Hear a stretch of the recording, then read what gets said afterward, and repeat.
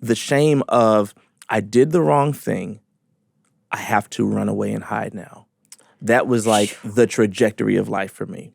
And I was comforted, honestly, a little bit by Adam and Eve because that's what they did, right? In the Garden of Eden, they hid. And so when God says, like, they did the wrong thing, so I hid. And when God went looking for them, he said, where are you? He knew where they were, but it was like, hey, what's going on with you? Yeah. That human emotion, I felt completely resonated with their hiding because I thought that's what I would think to do.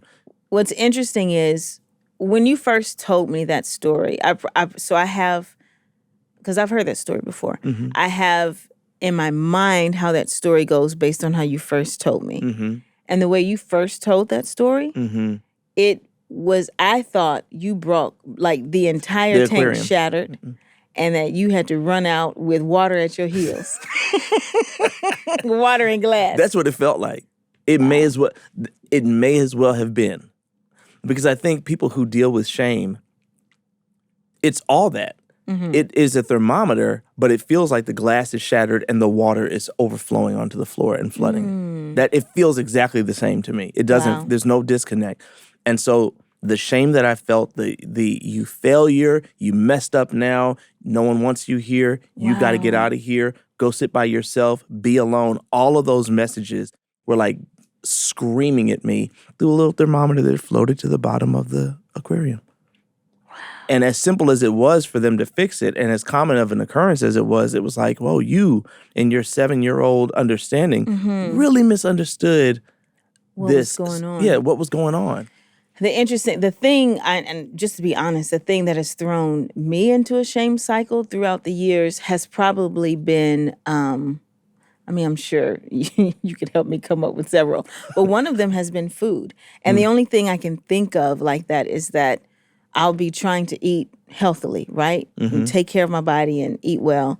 And then I'll have a cookie or something. Mm-hmm. And then in line with, you feel like there's water and glass everywhere. It's like, oh, this is done. It's over. I have messed up. Oh, well. The whole aquarium is shattered. Wow. And really, that then says, oh, so there's no need to be mindful of this anymore. Just forget about it. Yeah. Yeah, so you don't run and hide. You just decide, you just give up. Stay in the cycle. Yeah. And you give up. Well, and that is key to the shame cycle. So I'm not a licensed professional, so I'm not going to say all the things that go into it, but there are pieces of it that say it's a cycle because you feel horrible about yourself. You try to deal with that. Well, let's pause there because shame is, you may have done the wrong thing. Right. But when you feel shame, you feel that you are wrong for having done the wrong thing. It's not just that you've done a bad act. Right. It is that you are wrong. There is something wrong with you. You are less than. It's a statement about yourself. Right. And so it could be something you've done, or it could be something that someone else has done or said you identify as, okay, well then what does that mean about me? That's right. And so from that bad feeling about yourself, that shame feeling, then go into these other pockets of either avoiding it or covering it or numbing it out. And so you do all these different things to essentially not deal with the shame.